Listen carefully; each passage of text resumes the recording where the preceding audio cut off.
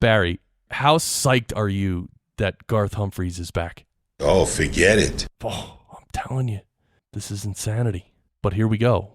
Why delay any further? Let's do it. Come on, Garth. Oh, yeah. Yes! Oh, baby. Oh my goodness gracious, you're here. I'm here. Garth Humphreys is here. I actually have my little introduction bullet points in front of me as well. Welcome to the Podcast Engineering Show. My name is Chris Curran. I produce podcasts for the likes of AAPD, E+, Forbes, Dun & Bradstreet, and as well as a bunch of business authors. Every week on this show, we bring you podcast production techniques on a silver platter. We talk shop. We talk shop with people who are producing podcasts at a high level and who can share a bunch of tips and tricks. We talk equipment, software, workflow. I have a background in audio engineering in the music business, and then I came into podcasting about 6 years ago, and it's been great. And I started the Podcast Engineering School, which is awesome. You probably heard a little promo for that in the intro, but the Podcast Engineering School is just going great. It's teaching people how to produce podcasts professionally. It's awesome. If you implement the best of what you learn here on this show, you know what's going to happen? Two things, at least two things. Number one, your podcasts will sound a lot better, and you'll spend less time producing them. Both of those are very important, right? I mean, what if it took you 40 hours of work to produce one episode? That's not good. You can't make a living that way. You can't live your life that way. So the sound quality is one thing, and the time needed to produce it is another, right? And Barry's here with me. Barry, my sidekick. It's not Barry White. He's the maintenance guy in my old building. Barry, what's your initial reaction if I told you that you had to spend 40 hours producing a podcast episode? That's frightening. I know. And Garth Humphreys is here. Garth, Hey. what's the longest you ever spent on one episode? Oh, it could easily be 40 hours. Oh, dude. I'm sorry, but that easily That's could a be, mystery. Could be a thing. It is. All right. I Garth know, Humphreys, I know. the guy with the best name for a show, I think is the name of your company as well, right? Audio.Pizza. Right? Yeah, Audio.Pizza, Audio.Pizza. But the thing is, you've got to always explain, no, it's not audiopizza.com. No, it's just Audio.Pizza. What do you mean it's just Audio.Pizza? I mean, it's just Audio.Pizza. That's it. That's the whole thing. Yes. So, it's not only the best name for a show and a company, but it's the best URL or the best domain name ever. Audio.Pizza. Exactly. It's just tremendous. I love it, but it's so wrong as well. It's just so wrong for the because no one gets it. But it is so cool. It doesn't matter. Look, if people don't get it, that's up to them. That's their right. problem. You also you're a producer on another show called the Aussie Mac Zone. You've been making a lot of kind of Reaper tutorial videos lately for blind folks, right? Yeah, absolutely. I've as I think we talked about last time, we both use Reaper, and it is just such a fantastic DAW for the price, especially. But the price, outside of the price, what you get in Reaper is like you've got people jumping from Pro Tools over to Reaper, Right. just because there's, it's Right. It has a lot of people say there's a bit of a learning curve, and there is a bit of a learning curve, but it means that the workflow can just fit to whatever you want. Really, I can't say enough good things about Reaper. Right. And it is accessible on Windows and the Mac, and that's another cool thing. You start a session in one platform, send it to someone else who's on a different platform, they open the same session and keep on working where you left off. Very cool. That's awesome. So I don't know if I mentioned specifically, but you were my guest back January 5th of 2017. It was the first show of 2017. It was session number 38 of this show, and we had a great time. And now I'm looking at the post now, and I realize I'm in trouble because I used this image of Audio.Pizza with the slice of pizza. I used it for that episode. Now I need to find a new image for this session. And I know I said episode, so just drink, everybody, please. Yeah. Anyway, I need a new image, Garth. I guess that's what I'm saying. Oh, I look, if anyone can find a new image, let me know about it too. Being blind, it's not high on my priority list. So. Right? Yeah, so we talked last time, we did the speed round, so if you want to know like Garth's whole setup and his equipment and his workflow, listen to session 38. You use a Rode NT1 microphone, you use Amadeus Pro sometimes, I know you use Audio Hijack Pro, and anyway, there's a lot of other stuff on that in that session, so folks can go back and check it out. Absolutely. Before, I know you bought some new equipment, which we're going to talk about, and we're going to talk about compression a little bit. We're going to talk about LUFS in a little bit of more depth than ever, and we're going to talk about Flac a little bit. That the Flac files, the file type called Flac, and we're going to talk about phase tricks. That's right, podcast production can involve phase tricks. I love this. And also, I have it's pretty cool. Yeah, I also have. I made a recent purchase of a microphone that I've been talking about on this show forever. I finally purchased it, and it's the Rode Broadcaster, and I ended up returning it within like a day. So later on, I need to know about that. Yeah, so, I can wait. I'm gonna explain that a little later. I also bought 2 FabFilter plugins, which I'm gonna tell you about. But I want to start off, Garth, before we get into your new equipment. I literally about an hour ago, I recorded a session with one of my clients, and it was the host of the show was in person with a guest, and they were using a Blue Yeti microphone. So. You know, again, it's the scenario we talk about on this show, which is not usually ideal, where there's 2 or more people around a table with a Blue Yeti sitting in the middle. That's what it was. But if it's 2 people, the good thing is you can put it on bidirectional mode. You know, you can change the pickup pattern to bidirectional. It looks like the figure 8. And then it's basically only picking up the 2 voices, one from each side of the mic, which is kind of cool. Anyway, I just did that session, and of course, it's in a room that sounded echoey. And, of course, the guest's voice was louder than the host's voice. So, and of course, they're recorded on the same track. I did use Zencastr to record them, but still, it's one microphone recorded onto one track. So the 2 voices... still a mono recording. Right. Yeah. So the 2 voices are mixed together, and the host's voice was significantly lower than the guest's voice volume. So I did run it through Auphonic, and actually, that worked really well. I don't use Auphonic a lot, but... at a time like this, when you're trying to make this track sound good, with the Blue Yeti in the middle of a table with a bunch of echo and 2 people and different volumes, Auphonic actually it's kind of like a go-to, right? If you're not sure what to do with a piece of audio, just put it through Auphonic and see what happens, and then decide what else to do.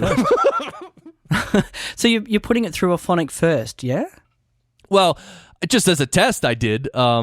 Okay. Yeah, I was thinking one thing I could do is try to run a little noise reduction, a little de-reverb beforehand, and then put it to Auphonic. But I decided, you know what? I put it up to Auphonic. I checked all the boxes for leveling, the filter, the noise reduction, like anything that Auphonic could do to this file. I was like, yes, please do it. Thank you. And anyway, it came back, sounded good. And before we started recording here, I opened it up in RX6. And I didn't have time to process it, but my plan in RX6 is first I'm going to adjust the phase just to make sure it's, an even amount of wave above and below the 0 line. And then I'm going to use some de-reverb, and I have to use some de-click because there's a bunch of clicks. I don't know why. I don't know if it's Zencastr or what it is, but quite often when I use Zencastr, I hear clicks on the live recording, and then I'm like, oh, but it won't be in the Zencastr file because that's a local file. And then I'll get the local file, and there'll be clicks in there. Is it the kind of click you get when you have bitrate variant? Not bit like what's it called? Yeah, sample rate. Yes. Sample rate variance, yeah. Well, that's what Josh from Zencastr told me it was. He's like, look, if someone's computer is set to 48,000 hertz, Zencastr works at 44.1, so that mismatch can sometimes cause the problem. And I think I had my host check on that, and I thought she told me it was set to 44.1. So I'm like, okay, that's not the problem. But anyhow, good thing in RX6 there's a de-click, and some of these clicks are nasty though. It's like 3 or 4 clicks within like a second. It's like it's almost like it's weird. So I don't know how it's going to work. But anyway, I'm planning on doing that in RX6, clean it up a little more. And then in Reaper, when I do the final mix for the episode, I'll probably use just a little bit of EQ because, I don't know, like I can't ever imagine putting a track into Reaper and like sort of mixing an episode and not using EQ on every voice. Like EQ is just something I always reach for it and I always tweak it. Even if it's slight, I'll just tweak. I'll take, Do you do the same thing, Garth? Absolutely. Because I'm usually working in the same environment, I've got a default path set up, a set of plugins that are all saved and with the presets, right. But you still go and play with it at times, the EQ, you've got to have an EQ on there. Even if it's just high pass, low pass, a little bit of a dip at, that MIDI, low sort of 200, 400 between there somewhere, a little bit of a bump maybe a bit higher up, and yeah. Yeah, totally. So I'm going to probably, once I get to Reaper, I'll use a little EQ. And the other thing I'll do in Reaper, because I'll use a de-esser. And I could use a de-esser in RX6, but here's the thing about de-essers. I like to wait till the last minute. Like when I'm literally mixing it, I'm adjusting the EQ, I adjust the de-esser, and I make sure it sounds good, and then boom, that's the mix. I don't want to use a de-esser too soon in the chain, because what if I take out too much of the S's, right? Well, you'll still hear it at the end, I guess. You can, why not put the RX6, any de-esser in your chain within Reaper, so you can move it up and down in the chain, get it in the order you want. Yeah, that's what I do. I use the de-esser in the effects chain in Reaper. So before I get to Reaper, I'll tweak it in RX6, and I like opening it in RX6, like the standalone version of the software. Okay, yep. I like that because you have the spectral view. I can see what I'm working with. I can adjust. I can use the different modules, and I don't do everything in RX6. Normally, it's just phase and de-reverb and de-noise and the de-mouth click, stuff like that. Like, I don't want to use that stuff in Reaper. So in RX6, I'll clean it up as much as I want. Then when I bring it in Reaper, it's more just like optimizing it. It's like, tweaking the EQ. If I need to add a little more compression, I will. Of course, in this case, since it's put through Auphonic, there's no need to use any more compression. Yeah. But I think you make a good point with having a de-esser last, in that often, after compression, you'll often get that bit more of it'll pull out that essiness a bit more. Yeah. Exactly. I have the de-esser after the compressor, always. Yeah. Because of that reason. When you compress it, compression does interesting things to the sound, and it's subtle, very subtle. It'll take out some. Sometimes it seems to add low end, but sometimes it takes out. Like if you compress too much, it'll remove some low end. So compressors, they serve a great function, and maybe we can even talk about that now that we're kind of getting into it. So to finish up the story, I just recorded this audio earlier, and anyway, that's what I plan on doing with it, and that's kind of as a professional, I think that's what professionals do. Like they literally process audio that much. I mean, I think the majority of podcasters out there, even podcast producers, they'll get some audio, they'll just run it through Auphonic, and that's it. It's done. They might edit it. They might take out the ums and do any editing you want, but they're not doing any more processing than that. And I find that I really need to do all that other processing. A little bit of de-reverb, a little de-click to get rid of the clicks, and then, of course, EQ and a de-esser. So the compression. Let's talk about compression, Garth. Yeah, I thought, we often talk about compression, and you've often mentioned it on the show, and we cover a little bit, but I thought it might be a good idea because there's probably some listeners who don't really get what the parameters do. And they're pretty straightforward once you understand what's going on, to actually just to give people a bit more information and a bit more sort of understanding about what's happening. Yeah. So I thought we could maybe, just quickly run through some of the basic parameters that you have in in most, at least, most compressors. Yeah, certainly in podcast engineering school, most of the students, they have the most questions about compression and gating. Yes. Compression and expansion. So that's what, because they're opposites, actually. Yeah. They literally are. So, all right, let's talk about compressors, Garth. So there's a bunch of knobs on a compressor. Do you want to maybe give your philosophy before we get into each knob and what it does? Do you want to give your overall philosophy of compression first? Use relatively sparingly. I think if you're going to be, I wouldn't use it just as a blanket to bring audio levels in line with each other. So, say you've got two people and they are at different levels, in a podcast. I think your first go-to should be to do some clip gain on those. Try and manually, whether it be through automation or through, clip volume, get the levels closer to start with before you run it through the compressor. Otherwise, you're going to have to compress way too much. Right. So what you're talking about there is basically manually doing what the leveler in Auphonic does. Probably, yeah. Yeah, well, I'm talking about going by ear and your meters, just lifting the volume of those sections of audio that are too low and bringing down the stuff that's too high.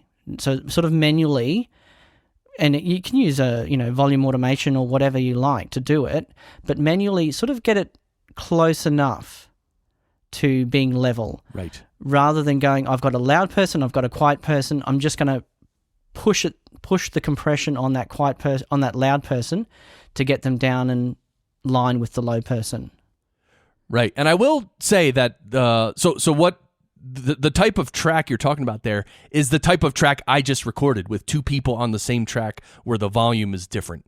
And so just so you're listening, just so you understand, normally you never want to ever do that. You never want to record two people's voice on one track. It's better if everyone's track is separate, so then you can manipulate each one. I just wanted to make that point.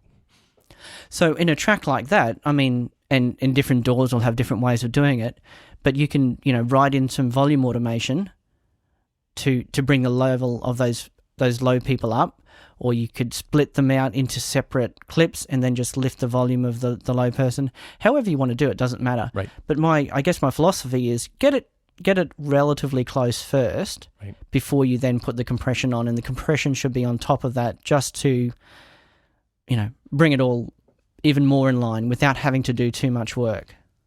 Right. Yeah, tighten it up. So compressor, what it does is it takes the peaks when something gets really loud. It'll take that peak and it'll compress it down a little bit, just so it doesn't go so high. It'll still go up, but it won't go so high. Exactly, and that's where we come to our parameters on the compressor. So normally you'll see a threshold there, and the threshold is basically, okay, at this point, start doing something with the audio.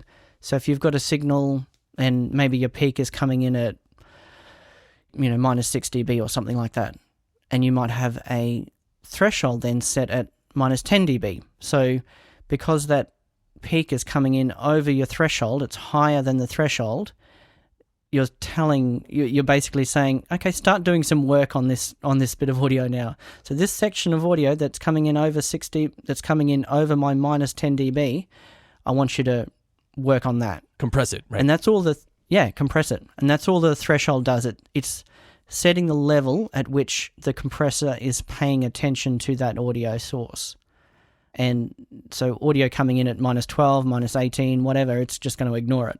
Right. If you had your threshold at 10, minus 10. Right. And I guess that takes us to the ratio, which is, okay, how much, what do you want me to do with it once it comes in over? So if we go back to the example we just used there of minus 10 with it coming in at minus 6, so it's coming in 4 dB louder than the threshold. Right. So if we had a ratio of, say, 2-to-1, so quite a light ratio of 2-to-1, that ratio of 2-to-1 is just saying, so for every 2 dB over, I want you to make it 1 dB. Right. So in this case, it's come in 4 dB over, so it'll turn it down by, 2-to-1. It'll come in 2 dB over. So after the wet signal, or the signal after it's been affected by the compressor, instead of being at minus 6, will be at minus 8. So 2 dB more than the threshold that it came in on. Right. Yeah. You could put it to 4-to-1, you could put your ratio to 4:1 and really squash it down more, and obviously then only 1 dB would pass instead of the 4 dB that was coming in on the dry signal. Right. So the higher the ratio, like 4:1 or 8:1 or even 20:1, that 20:1 is a very high ratio. The higher the ratio, the more extreme the compression, right? Absolutely, yeah. And that's it, isn't it? You're basically making a limiter at that point. Right. Yeah. And that's what a limiter is, an extreme compressor. Yeah, exactly. So and the ratio of a limiter, infinity to 1.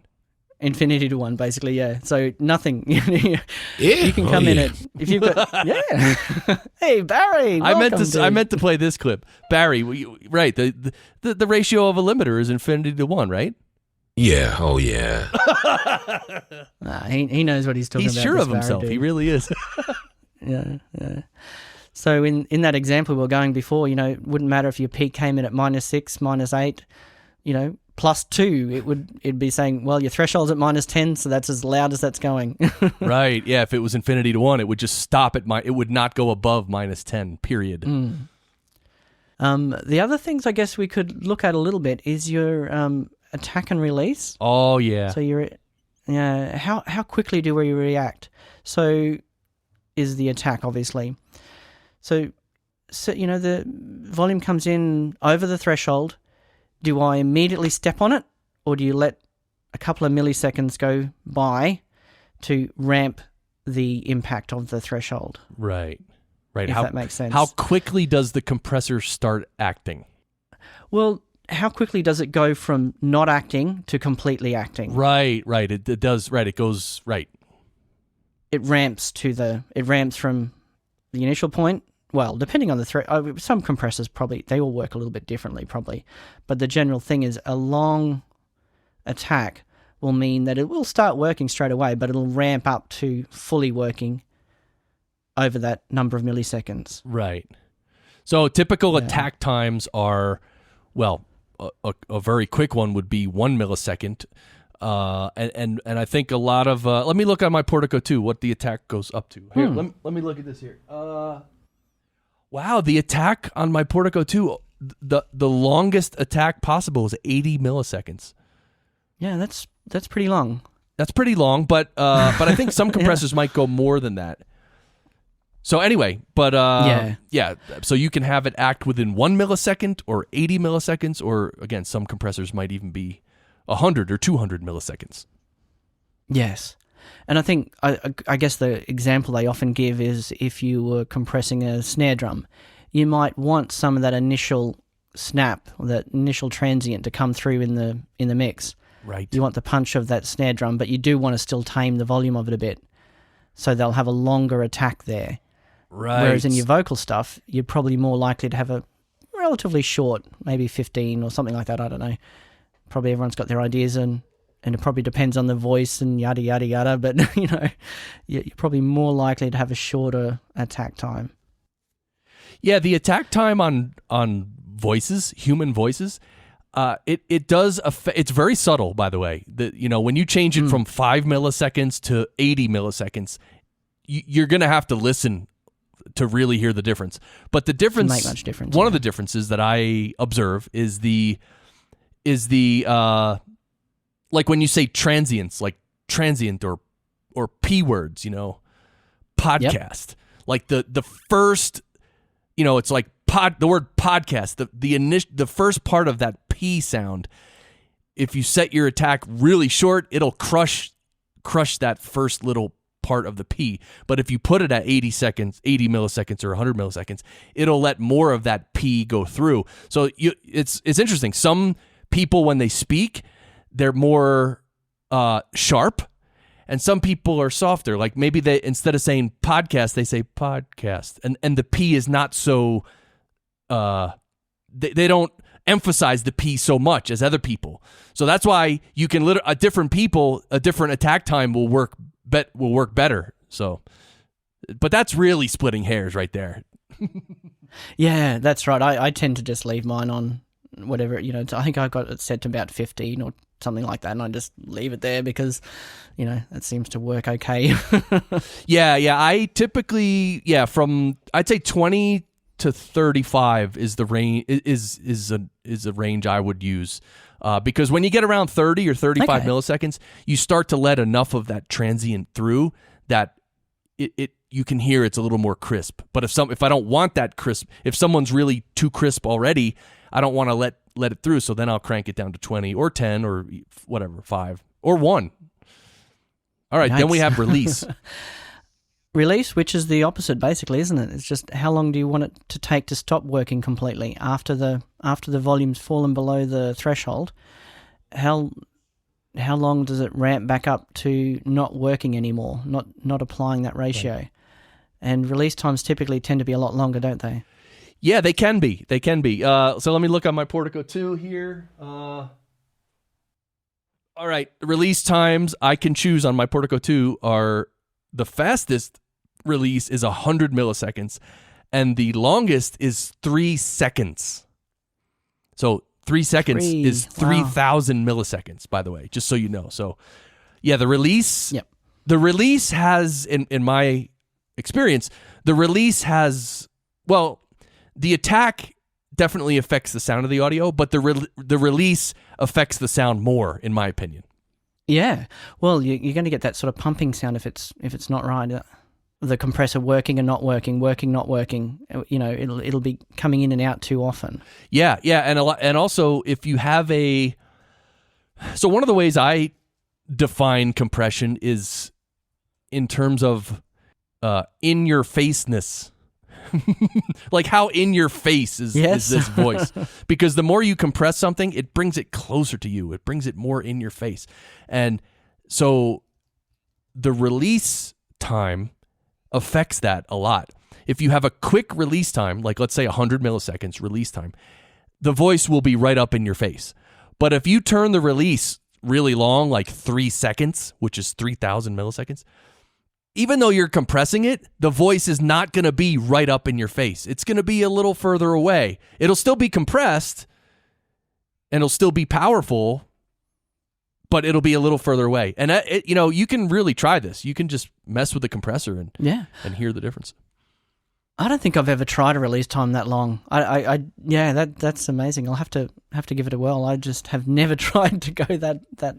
Yeah, if you listen to radio, well, I know here in the U.S. the radio is severely limited and compressed and stuff, and so if there's a rock song on the radio and like an AC/DC song and they're just cranking the volume, it'll be at one volume, and then if the band gets soft, if it's like there's just a little bass line or a little guitar part that's really soft, as soon as the loud part ends, you'll hear the soft part come way up in volume. It'll be like, you'll hear it come up loud. And that's the release time you're hearing. Yep. It's like, it's releasing the compression and it's making that really low part. It just brings it up to make it loud. And you can literally, if you recorded it, you could probably determine what release time they have it set at. That's how blatant it is. You could measure it. Yeah. Yeah. Yeah. I've just not tried it on my own settings. The only other one I really mess with is the knee size, which I think having a bit of a knee there is good for vocal stuff to me. It makes it more natural sounding, having a larger knee size. And that basically is, rather than, if you've got a knee size of 0, rather than the compressor starting to work with the full, say 4:1 or 2:1 ratio immediately, it sort of, once again, it ramps up, not over time this time, but with respect to volume, how much of that ratio is applied to the audio over the threshold. That was a mouthful, wasn't it? But say you've got a knee size of 4 dB, so it won't be until the audio source is a full 4 dB over your threshold that the ratio is fully applied. The 4:1 ratio is fully applied. When it's only a little bit over, it'll only do a little bit of compression on it. When it's completely over, it'll do the full amount of compression on it that you've got set in your ratio. And I think, for me anyway, the knee, having a bit of a knee there so that the compressor's not too, too aggressive, just helps make it sound more natural. Yeah, certainly. Yeah, the knee is interesting, and a lot of compressors don't have a control for that. Some do, but yeah, there's a soft knee and a hard knee, and the hard knee is when it's more aggressive. As soon as the compressor starts acting, it'll compress it a lot. The soft knee, it's a little more gentle. It takes a little longer. It kind of just softly applies the compression, and like you said, for voices, it's usually the softer knee is better. And in fact, a lot of these DBX, rack space units like the DBX channel strip, the what is it called? The DBX 286 or something. Yeah, so in cases like the DBX 286S, I believe there is a over easy button. Let me check. I'm looking at the picture right here. Hold on. Over easy. No, you know what? I'm wrong. The 286S, which by the way is a very popular channel strip for podcasters, does not have it. It just, the compressor section is very small. But I have these other compressors, compressor limiters and gates. It's called a 166 XS. And on the compressor there, they have an over easy button. So it just makes the compressor nice and it's a soft knee and it makes it gentle. And it works really well because it's you can't really hear the compression, which is the goal. You don't want to hear compression. You want the compression to be transparent, right? Yeah, and I think that's why I like do a bit of manual fixing first, rather than just making a compressor so strong or so aggressive that it fixes all of your problems for you. Because Right. Yeah, and as far as release times as well, back to release times, I know we started talking about knees. A lot of compressors have an auto release. And a lot of compressors, they don't even have options for attack and release and all that. Like one of my favorites is the Waves plugin, the CLA2A, which is it's a knockoff of the old LA2A, and it's awesome. It's just two knobs. One is gain, one is reduction. So, and then there's a meter. You can see how much compression's happening, but you don't get this option for attack, release, or the knee, anything. So it changes from compressor to compressor. It's sort of all, the more aggressive you want it, and all the settings that make it more aggressive are probably changed when you change that knob or whatever, Totally. All right, so there's a lot more with compression, but I think that's enough for now because we could talk about... That's enough, yeah. We could talk about parallel compression. There's a lot of stuff we could talk about, and also some tricks with the release. There's a lot I teach my students in podcast engineering school. But anyway, compression is awesome, and it's not hard to do, but you definitely should mess with it just to play around and see what the knobs do. So exactly. All right. So wait, we started talking about compression, but what new gear did you get, Garth? Well, this is why I'm so interested to hear about your broadcaster thing, because I just picked up a Procaster from Rode to add to my NT1. So I've got the NT1, the Procaster, which I do like, but I still tend to use the NT1 if I can get away with it. And the other new bit of equipment I've got is some monitors. So some Yamaha, HS7s? They do a 6.5 inch and a 8 inch version of these monitors. They're self-powered monitors, and these are the 7s, which are actually 6.5 inch. But of course they don't call it 6.5 for whatever reason. Which, are they necessary? Probably not really. But no, it's just nice to be able to do some of the editing through monitors rather than headphones. What model was it again? You broke up, Garth. Yamaha HSA. Yamaha HS7. Oh, Yamaha HS7. Okay. Yeah, so that's like the newer version, I believe. I'm going to look it up real quick. Of course, the most famous studio monitors ever in studios are the Yamaha NS10s, and they don't make them anymore. But a lot of people still use them, actually.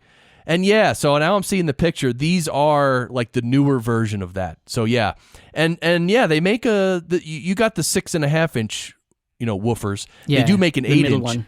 But as far as like studio monitoring, like near field monitoring, it's a lot of guys will say that the 6.5 inch woofer would be better than the 8 because it's just tighter and more, and it's not meant to get loud. Like a lot of people with their monitors, they want to like turn up their monitors. They want to hear the bass thumping.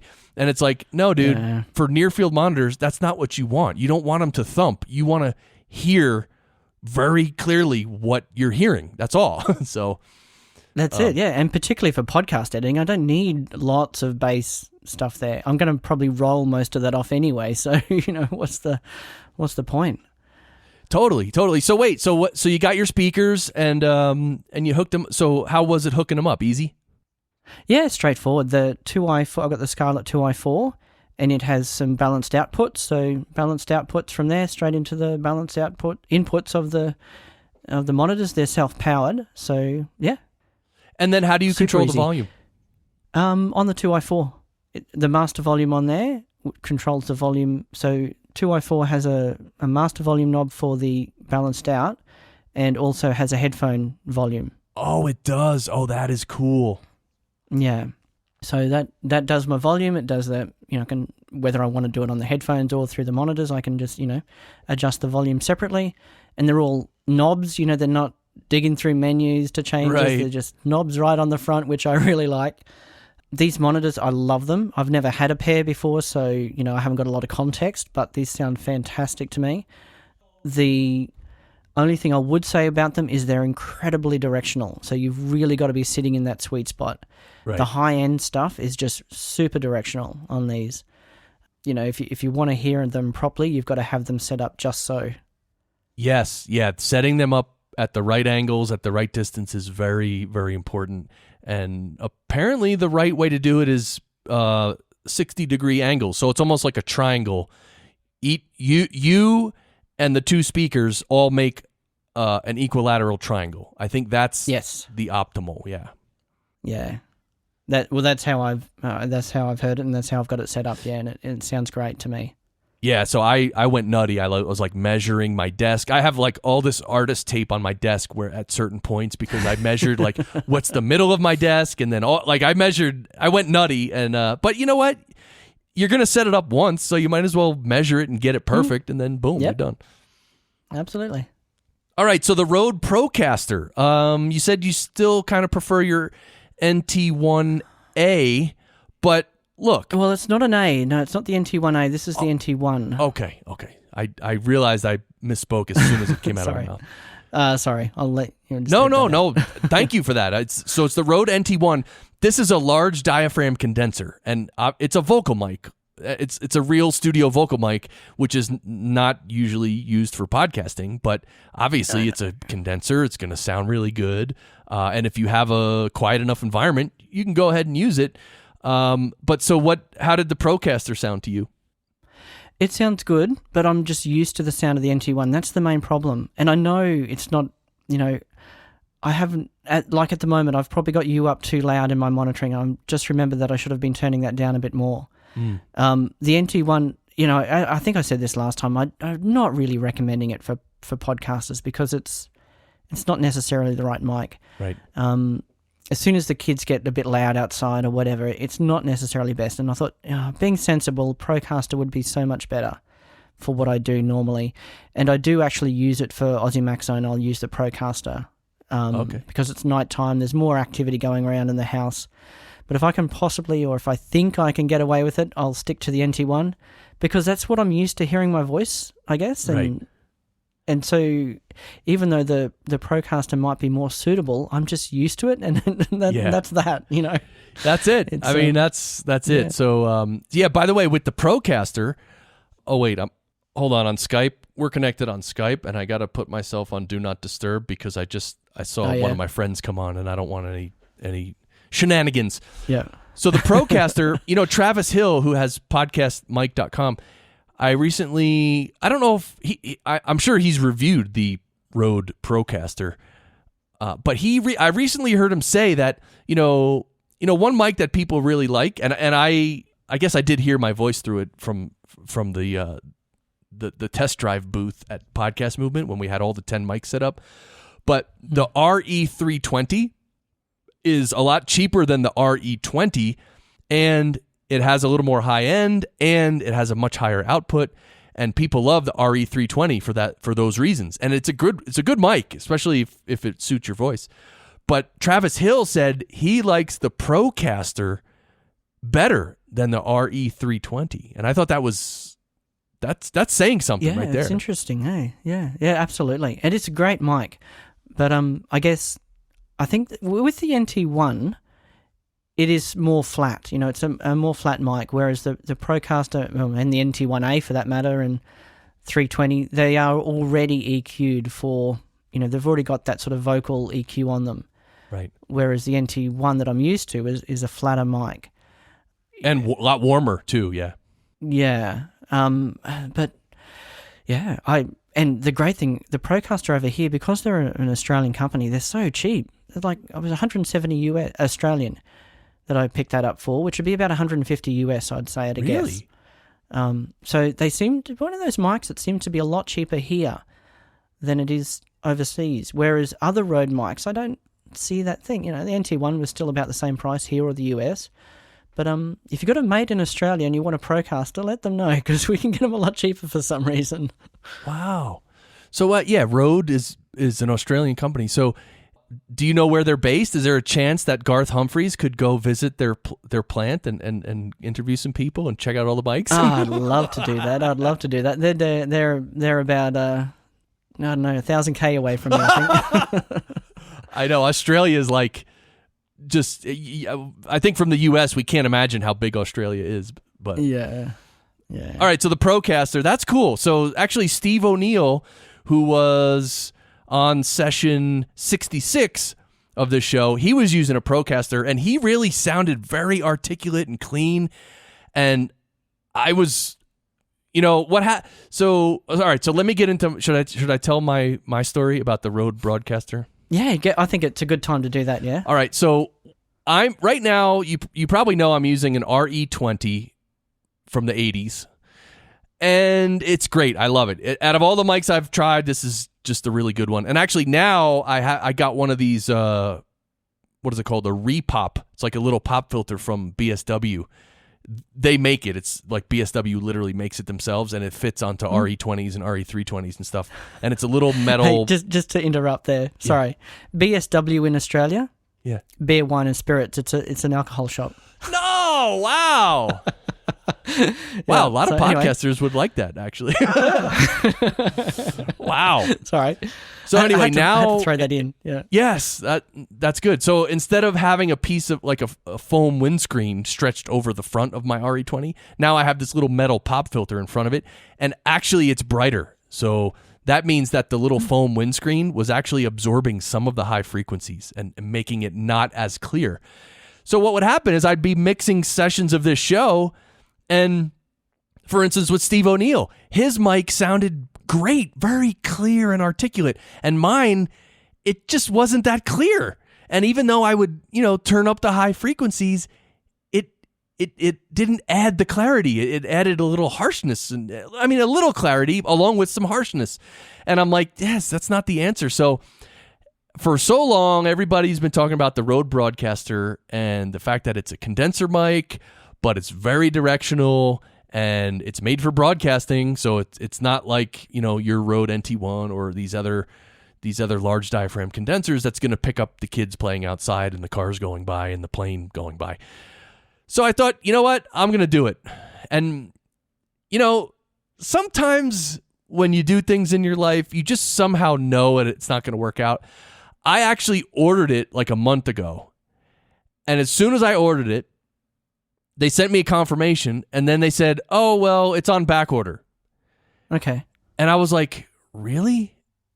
So I didn't want to wait. I was like, you know what? I didn't look. Because what I did is I bought a bundle. It was from B&H. I bought a bundle. It was like a voiceover bundle. It had the Rode Broadcaster. It had a pop filter. And it had a microphone cable. and it was literally the same price as the mic by itself. So I'm like, you know what? I'm going to buy the bundle, and I'll basically get a free wind pop filter and mic cable.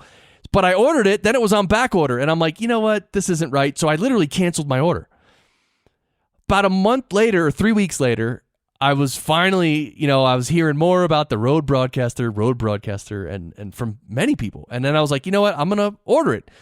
So I ordered it again, the same bundle. So it shows up, and the first thing I notice, I take out, obviously the pop filter's there, fine. It's brand new pop filter. I take out the mic cable. It's a nice little, nice mic cable, still brand new, whatever. I get, and then there's a box. It's a Rode Broadcaster box. It's a cardboard box. It's not that big. And it looks like it's bulging on one side. And then I opened it up, and I realized that they have the mic stuffed in one of those little sleeves, and they have it in this box, but it didn't really fit. And I'm like, wait a minute. That doesn't look like it fits. And then I started thinking, well, is this a refurbished model?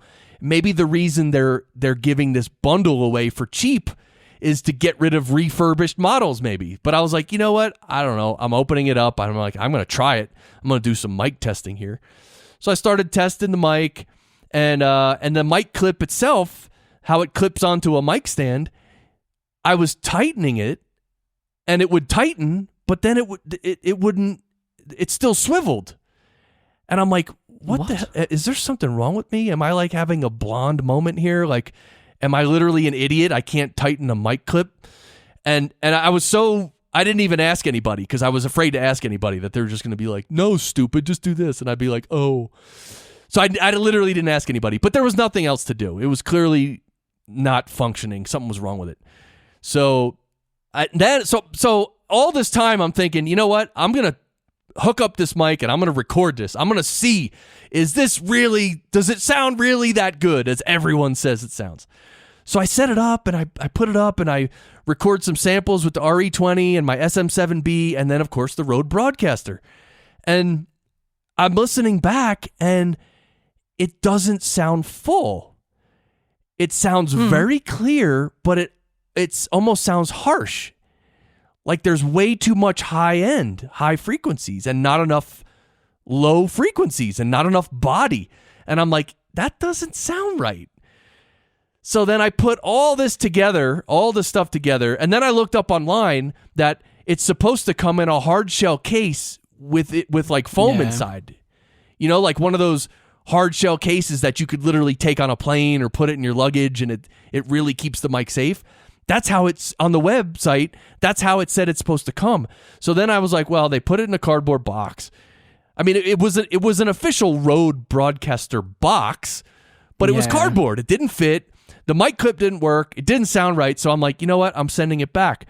And so that's my story. And I'm sort of thinking that you didn't get a genuine product there by the sounds of it at all. Yeah, something was wrong. And now it's like, well, now it's twice I tried to buy this mic, and I'm thinking, I don't know. Maybe I'm just not meant to have it. And through all the You're testing, not meant to have it. Yeah. All the testing, I'm going back to my this RE20, and I'm like, my voice just sounds closer. It sounds a little more beefy as well because I think I have a wimpy voice because I need to get close to a mic to take advantage of that proximity effect, where the proximity effect adds some low frequencies. I think it makes me sound like bigger and more manly and just normal, actually. And the Rode Broadcaster sounded like wimpy and weak, and I was like, this isn't right. So it's not that I returned it because I hate the mic, and it's not that I think everyone's crazy who says they like the mic. It's the fact that I didn't think I got a good one, and that, but now I don't know. Should I buy it again, Garth? I mean, what should I do now? I don't think you got a genuine product. I really don't think you got a genuine product. I think so. So anyway, so did I tell a long story for no reason? Should you buy it again? I'm thinking you probably shouldn't. You've got a mic that you love. We've all got to get out of this, and I'm speaking from myself as well. We've all got to get out of this gear lust stuff that we all have. We just want more. We want more. And we've already got stuff that works really well, a lot of the time. Right? So that was my feeling. You know what? I'm not going to order it again. I'm just going to wait and relax because the mic I have is good. I just bought this little repop the pop filter for it. So I'm actually happy now. So There you go. Run with that. Yeah. Run with that. that's it. I'm gonna go with that. All right. So we have a lot else that we need to talk about. But let's do it. And if this episode, if this goes long, then maybe this could be a 2-parter. Yeah, we might have to cut some of this out. Maybe we'll see. We'll see. No, I think this is all good stuff. But I think we just go. I mean, Garth, it's me and you. It's Okay. You know, if my name was Wayne, it could be like Wayne's World, Wayne and Garth. But anyway, I know. Let's talk about LUFS. All right, everyone is familiar, probably familiar with LUFS. It's the loudness standards that are most people are abiding by because it helps everyone. It helps the listener have a good experience. It helps the producers know what to do and everything. So LUFS is a loudness standard for podcasting. In mono, it's minus 19 LUFS is the standard, and for stereo, it's minus 16 LUFS. And one of the thing about LUFS, and I don't want to just talk. I don't want to steal all your thunder because I know you wanted to add a lot of stuff about LUFS, but LUFS is very close to the RMS value of a wave. So it's not identical, but it's close. So you have peak level, then you have RMS level. Those two levels are calculated differently, and LUFS is more closer to RMS. That's correct, Garth? Absolutely. Okay. So if you, and that I didn't want to go into too much detail here. It's just that we're always talking about LUFS again, like compression before, and I thought it might be worthwhile just letting people know sort of basically just a high level what they are, what the point of it is. Right. And like you're saying, RMS, and people will be used to seeing those values for a long time. RMS is root mean square. It's basically, you can imagine, it's an average volume. It really is average power, I guess, of the source of the signal that's coming through. So you've got your little, imagine an oscilloscope type view of the waveform going up and above zero, below zero, up above zero, below zero to 1 sort of thing is the loudest sort of thing. And if you averaged all of that out, obviously averaging -1 and +1, you're going to end up with nothing. Right. So the RMS is basically a way of making all those minus values positive so that you end up averaging the peak, well, not the peak, you end up averaging an actual average of the amount of power put out by your source, your signal. And that's all that RMS is. It gives you an average power. And in terms of perception, RMS is more a value of, as far as perception goes, it's a value of how loud it seems, right? It seems, yeah, because it's over a given amount of time as well. Whereas a peak is just, you might have a single sample that is really peaked. And I remember, it was just a little click of my watch. That's all it was, but it was the peak in the whole thing. But listening to it, you wouldn't think it was very loud. And that's your peak. That was the peak of this particular recording. And it was just a tiny little click on my watch. Right. So, using the peak as a reference of how loud something is not very relevant. Whereas your RMS is much closer, like you were saying, to what you perceive. Right. And LUFS is an extension to that, really. So people will be familiar with how the human hearing isn't flat. It's not like we hear low signals as well as we hear high signal, mid signals and high signals. Human perception or how well we hear over a given frequency band is not even, right? There's A weighting and B weighting and C weighting, and in the case of LUFS, it's K weighting. So it's basically putting the source through an EQ or a weighting like those other weightings that makes it more even to how we hear the audio. So your basic LUFS is just that. It's your RMS through that weighting. And weighting, you mean like the word weight, like WEIGHT. It's like weighing it, right? Yeah. K weighting. K weighting in terms of we'll give more emphasis to these frequencies rather than these frequencies. Right. For example, a low frequency may not sound as loud as an equal amount of powered high frequency. So it adjusts the weighting across the band of what we're listening to. Right. So it's kind of like RMS. It gets for perceived loudness, but it goes one step further. It breaks all the frequencies up into different bands, and it scans all the different frequency bands, and then gets compiles like a weighted average of perceptually how loud is this, and then that's LUFS. Okay. Now, that's well, cool. that's not the whole story. That's the first part. Okay. The second part is a gating function that they put on it. So let's say you've got, it's mostly for movies and originally brought in for TV and so forth, for broadcast mediums where it's the minus 23 is the standard that they use, so that your commercials don't come on super loud and then you go back to the movie and it's really quiet again. Right. Imagine a scene where you've got a bit of dialogue. Oh, an old Western, let's say, and there's a gunshot. Okay, so you've got these two guys looking at each other. There's no audio, they're just staring at each other. A sudden gunshot. So what they do when they calculate, because they're trying to work out the average loudness of this whole piece of audio. So they don't want, let's say you've got your dialogue, silence, gunshot. They don't want that silence in the middle to affect the average overall. Right. Because it doesn't really matter if that silence is 2 seconds or if they stare at each other for 3 seconds. Right. It's not going to change how you perceive how loud the audio track is. So the LUFS also just pay attention to the foreground audio. So anything that's less than, I can't remember exactly what it is, but minus 8 dB, minus 10 dB below the main foreground is ignored. So it's gated out of the calculation. Does that make any kind of sense? Oh, yeah. Yeah, because you can't, if you take all that silence into consideration, that'll bring the average way down, and that's not absolutely accurate to how people hear it. Like you said, dialogue, silence, gunshot. People hear the dialogue and the gunshot, but the silence is irrelevant. So if you just take an average of the dialogue and the gunshot and put that at the proper level, that's it. That's what you need. Exactly. And that is, in short, that's the basics of LUFS. That's what it's trying to do.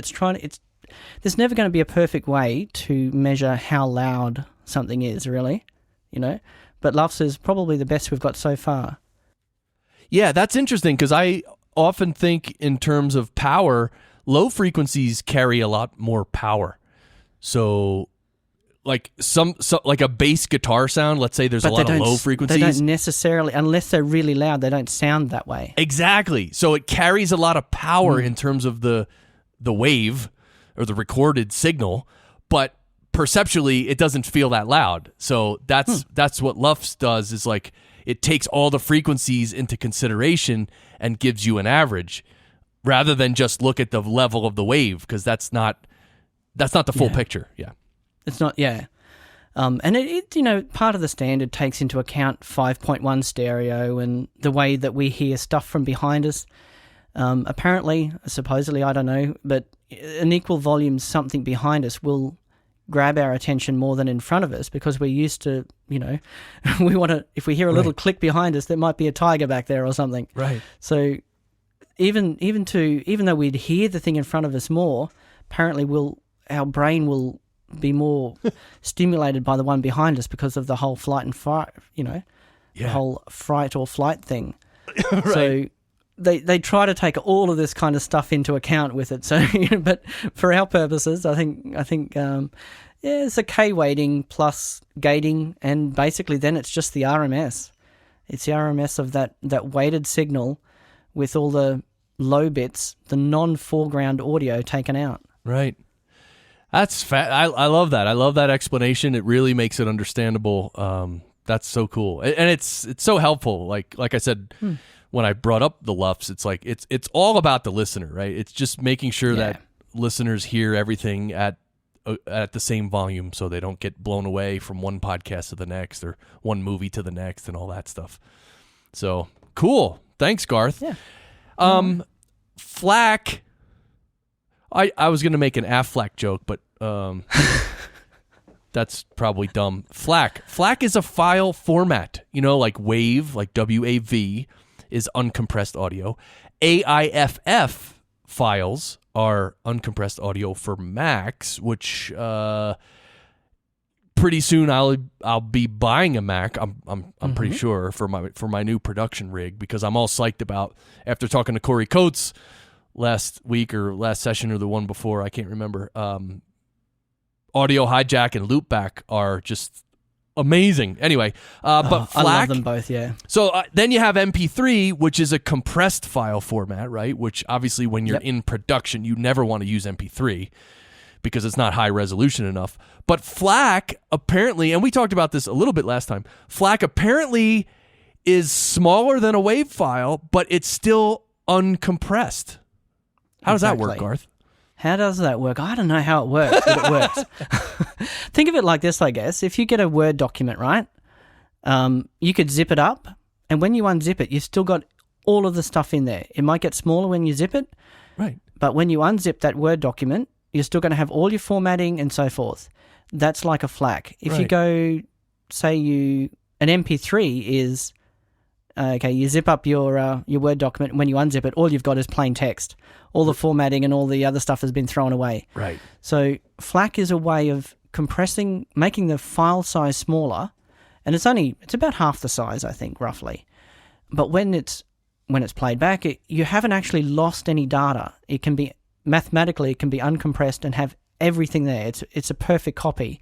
You don't lose anything, but you're saving half the space. Right, and I just started using Flacs. In fact, earlier today, that piece I recorded, or the episode for a client that I recorded, and then I put it up to Auphonic, and I told Auphonic, even though it was an MP3 from Zencastr that I uploaded to Auphonic, I told them to send back a Flac. Yeah. So, because what happens is when you upload a file to Auphonic, or even if you open a file in any audio processor, even if it's an MP3 file, it will open it usually in a 32-bit float format at a higher resolution. And so that when you process it, it has more bits to work with.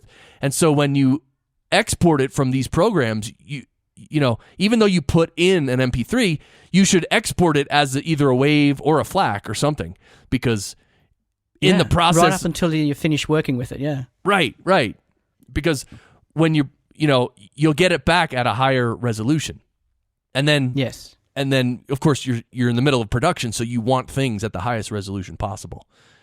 So I decided to get it as a Flac, and I've never done that before. And apparently in RX6 you can open up Flac files, and so I did, and I was playing with it in there. And one thing I saw, I don't know if you've ever come across this, I had a question about this. In RX6, when you save it as a Flac, there's apparently levels of compression, and it's a scale it goes from 0 to 9, and it's a little, I can pick either 0, 1, 2, 3, 4, or all the way up to 9. I can pick one of those. Yep. And I actually tried it.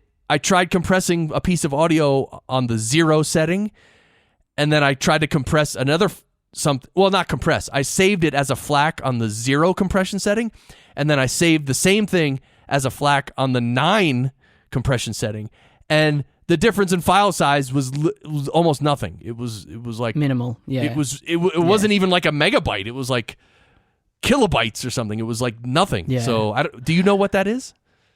I think it is, Rafe. It'll depend on the particular audio that's involved as to how much difference that will make, I think. Okay. I haven't really played with it. I just leave it set on 5. The recommended setting is 5. Okay. I think that the higher you turn it up, the more processor intensive it is, the more it tries to crunch the bits, basically, to find ways of saving space without losing any information. So a higher setting is probably going to make your processor work a little bit harder. But I think in the scale of things, it's probably, like you said, it makes no difference anyway.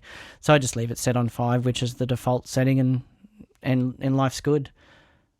I also heard some rumors that instead of MP3 files, that it may be possible. I don't think it was a rumor. I think it was an article saying that in terms of podcasting, it might be possible in the future to offer Flac files through a podcast feed instead of MP3s, and I thought, well, that's pretty interesting. I don't know any of the technical stuff in the back end, about but Flac.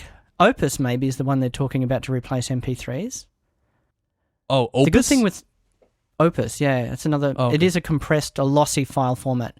Flac, AV, AIF, or Apple's CAF, which is their replacement for AIFF, Wave. They're all, they're lossless formats. Right. Whereas your MP3 and AAC and so forth are your lossy ones, where they do throw away a little bit of information. Right. And Opus is a newer one, I think, that is some people are saying would be a really good replacement for MP3 if you needed one. But MP3 is just so ubiquitous now, I don't think it's going anywhere anytime soon. Yeah, no, I don't think so. And for what it is, especially for podcasting, it sounds fine. As long as you produce it right and have a good encoder, it's fine. Yeah. Absolutely. I actually put out a tweet, or was it? I don't know what it was. I think it was a tweet. Would anyone be interested in the podcast engineering show sessions to be able to download them in full quality 24-bit 48 kilohertz wave files? And I think a couple people were like, oh, that'd be cool. But I mean, seriously, an hour-long show at 24-bit 48 it's more than a gig. It's over 1 gig. Yeah. And that's where, FLAC will get you down to 500 megs, let's say, and MP3 will get you down to 80 megs or whatever. So yeah. And I think FLAC, I don't know if it's 50% or maybe 60%. I think it's realm. A little more than 50, but yeah, it's definitely, it seems worth it. And I don't know, for sharing stuff. Anyway, I just think it's an interesting format. You use it all the time, right? I use it all the time because I've got an SSD from a couple of years ago, so it's not huge. I mean, I've got about 100 I can't remember. But, it's a 256, that's what it is. Okay. But I've got a Windows partition on there, so my internal drive is not huge. So any space I can save by using FLAC instead of Wave, because I'm definitely going to be, using an uncompressed, a lossless format. Right. You can't go, well, I haven't got space, I'm going to use MP3. So, and even for archiving, like for storage of your stuff long term. Right. Where, if it saves you half the space-ish or 60% of the space, whatever, right, then go for it. The other good thing is it's free lossless audio codec. It's it's not encumbered with patterns and so forth. As I understand it. Okay. So, and really well supported by, well, like you're seeing, most audio editors will support it fully. So, yeah, it's a bit of a no-brainer. So now, as far as bit rate and sample rate, does FLAC, if I have a wave file that's 24-bit 48 kilohertz and I save it as a FLAC, it saves it. It'll restore it, or it'll save it in the resolution of a 24-bit 48K file. Yeah, it doesn't care. It doesn't care. Okay, it's just a compression algorithm. It is, yeah. Yep. Okay, so that's pretty cool. And when you get back, it'll be just the same as it was before. That is so cool. All right, flax. I like flaxseed. I eat flaxseed sometimes. All right. Okay. You want to tell me about a trick, a phase trick? Yeah. And this is really cool. Yeah, we got to get into this. So phase. Phase. How do you explain phase? Well, let's talk about putting it out of phase, I guess. So I just want to... This is a trick I got from a friend of mine called Derek Lane, who does Lane's Audio. He does sort of audio restoration type work. But anyway, so say you've got your vocal track there on the first track of your DAW, and you make an exact copy of that track in line. So if you played it back, it'd be double the volume. Right. But if you invert the phase on one of those tracks, they will cancel each other out perfectly. Okay. Right. So inverting the phase, so wherever there was a +1 in one spot, it swap. Just think of flipping that image of the waveform upside down, so that where all the pluses were, you've got a minus, and where the minus was, you've got a plus. So they will. And if you get two files, if you do that to your track, so in Reaper I can very easily just double the track and throw the phase on one of them, you'll hear nothing. It'll absolutely cancel each other out, because they're perfect copies of each other. So when you lay the waveforms on top of each other, it's like I said, it's a perfect match. You hear nothing. Right. So the cool thing is, and talking about compression actually, get your file, your WAV file that you started with, compress it to MP3 or Opus or whatever you like, and throw that out of phase against your main track.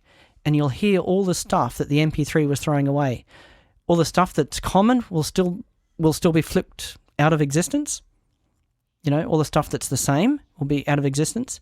And all you'll be left with is the noise of the stuff that is now different because you compressed it to MP3.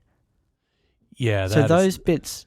So what's changed when you've made it an MP3 is what you'll hear. Right, because if it's the same, it'll be canceled out of phase and you won't hear it. Correct. So you're only left with the differences. So you'll hear you'll hear two things. You'll hear what the original wave or uncompressed version has got still that the other one doesn't, and you'll hear any artifacts that the MP3 has put into itself. Right. You know, any artifacts that went into the MP3, you'll hear those.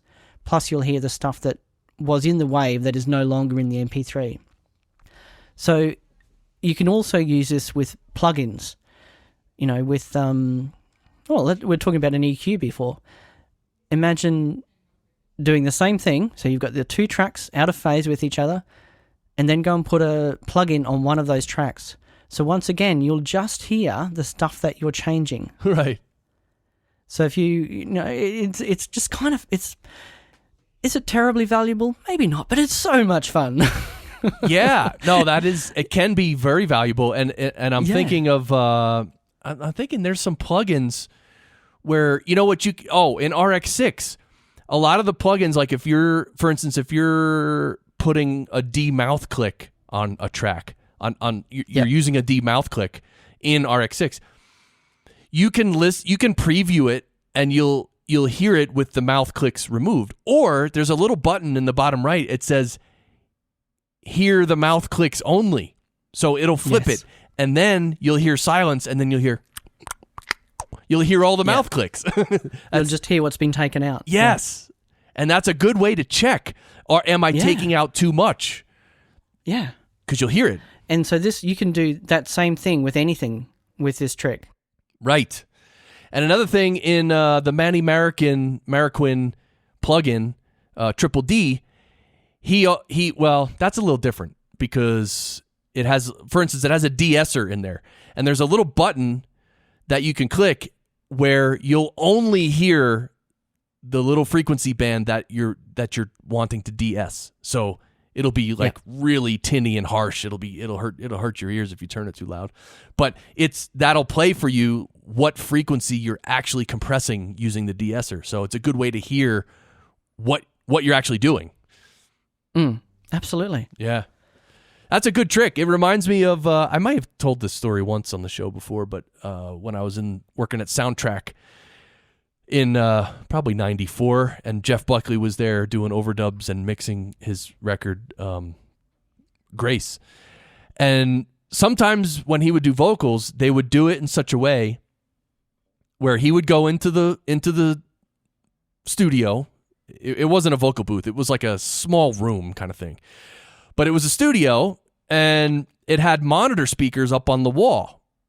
Just because sometimes when you're doing overdubs or a band is performing, sometimes they just want to sit there and hear back what they just recorded, and they don't want to have to take off their instruments and go into the other room. So it's always good to have speakers in the studio, which of course they're never on, or else they would bleed into the mic and all that. But one trick that Andy Wallace did, who was the engineer, was one of my heroes, one of my mentors. He would have Jeff go into the vocal booth, stand in front of the mic, just stand there, and Andy would play the song through the speakers, the whole track from beginning to end through the speakers, and he would record the microphone, which of course Jeff wasn't singing. It would just record the microphone, which would it was recording the track, the music coming through the speakers into the mic. Then he would go to another track. He would save that, go to a new track, and then he would have Jeff sing. But what he would do is he would throw the first recording out of phase. Oh. So now Jeff can stand in the room without headphones. Without headphones, he can stand in front of a mic, and with speakers playing right at him, it can even be loud. It doesn't matter. speakers blaring in the room, him without headphones singing into this mic, and what happened, so then they'll record that, and when they go back in and listen back, Andy would throw the first recording track out of phase, and it would cancel out all the music, and all you would hear is Jeff's voice. That's pretty cool, isn't it? Yeah, and the reason he wanted to do that is because a lot of singers, some singers, like wearing headphones is a pain in the butt sometimes. Yeah.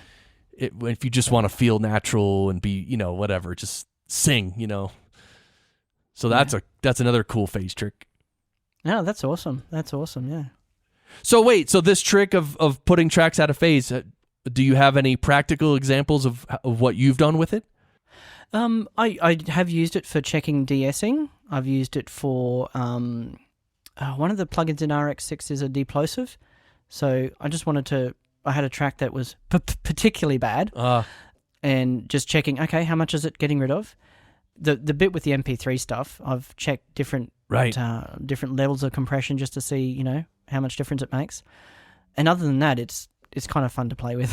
That's cool. So wait, when you did it with the MP3, like you put the WAV file and the MP3 file, you flip them out of phase, what do you actually hear? Like what kind of stuff are you hearing, the artifacts wise and stuff? You're hearing, well, have a play with it. You sort of hear a lot of high frequency type stuff, and the little sort of, you'd recognize that over-compressed MP3, that sort of fluttery sort of sound, I like guess. Like the swooshy, like watery sloshing around. Yeah.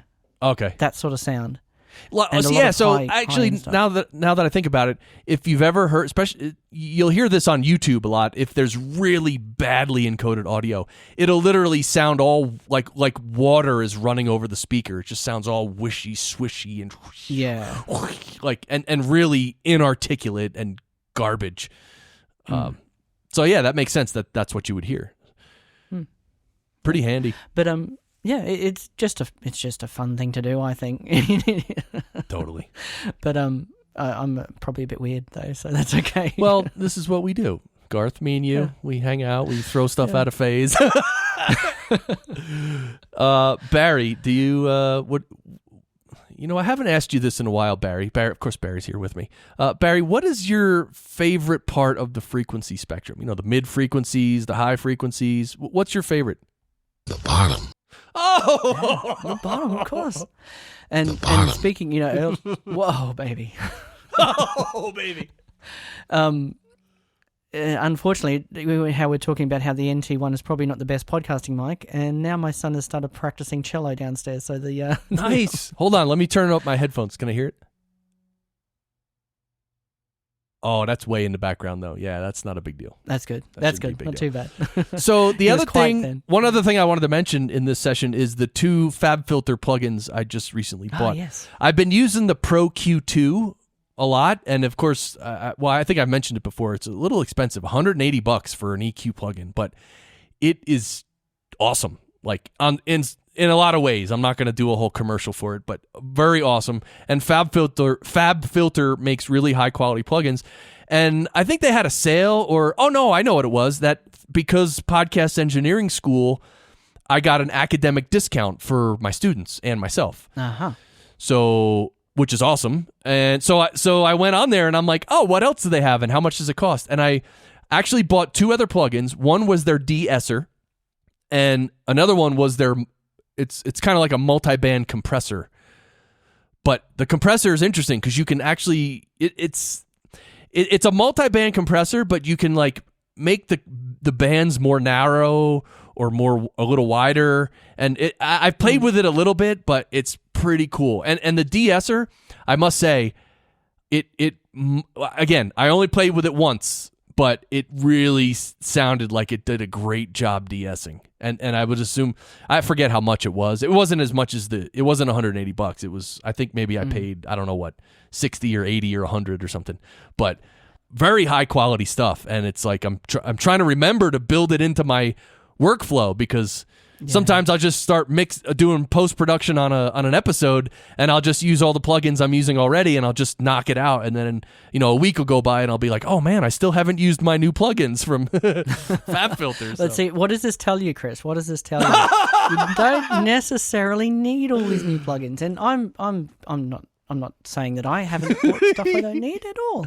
I What you do, agree. you got to keep your eye out for specials. So I got RX6 when it was on special. I got what is it? That Waves Vocal Rider. I love that plugin. Oh yeah. But the thing is, what's built into your door already in so many cases is it's everything you need. Right. Like built into Reapers, there's a really good EQ. There's a really good compressor.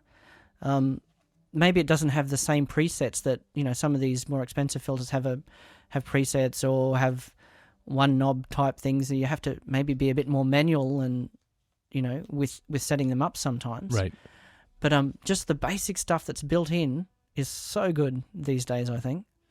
Yeah, I would agree, and I think especially for podcasting, like definitely for podcasting, you don't need to be like me and buy all kinds of plugins. However, there is a difference between, let's say, the FabFilter plugins and the Reaper stock plugins. Sonically, as far as phase, I mean, and look, but that's why I said for podcasting it's fine because you're not really doing any heavy processing. You're not mixing the next whose record. I don't even know who to say anymore. Let's just go with Jeff Buckley, hey? He's unfortunately not so with us much now, anymore. but- Dang it. Yeah, but you know what I mean. It's almost been 20 years. Can you believe Wow. that? Jeff Buckley, 20 years. Yeah. Anyway. All right. Well, look, this has been tremendous. Garth Humphreys joining us from Queensland, Australia. Yeah. Best part of the world, mate. I don't know what else to say, Garth. I'm just so happy you could come back and we could hang out again. It's been very cool. It was cool, Chris. Thanks so much for letting me come back. It was a lot of fun talking to you again, and yeah. Yeah, I love it. So everyone, go check out Audio.Pizza. I mean, you should have done that already. I mean, why listen to us for this long? Go to Audio.Pizza already, would you? Man. I'm not kidding. I'm really not kidding. All right, so Garth, thanks a lot, man. This has been great, and Thanks, Chris. there we go. So thank you for listening. Thank you for joining us. Check out all the other sessions. Check out the website, podcastengineeringschool.com. There's a semester coming up soon. All right, Garth, you already know the drill. I want you to scream this. Sound great. All right? I'll tell you when. All right, and you can say it at home too. All right, let's go. Sound great. Sound great!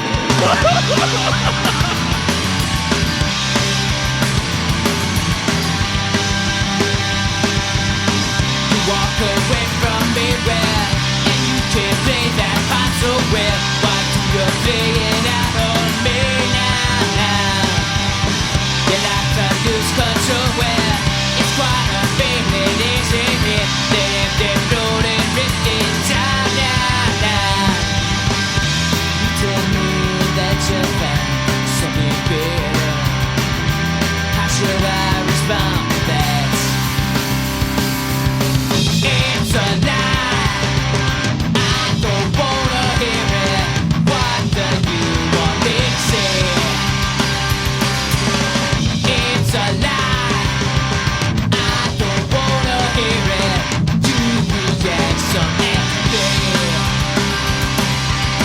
You change your attitude where you say I just don't get it now. You say your eyes so far away now. Gave up on me, well, so change your game and give away. You say I wouldn't understand now. You tell me that you found something better. How should I respond to that? Oh yeah, I say now, it's a lie. I don't wanna hear it. What do you want me to say? It's a lie. I don't wanna hear it. You react so actively. I want you to know you will never always be true. I've gone over all we've been through. Doesn't seem that long a time now. Things we did still hold that meaning. And does it mean it's still the same? shame. Lay away the work your theory.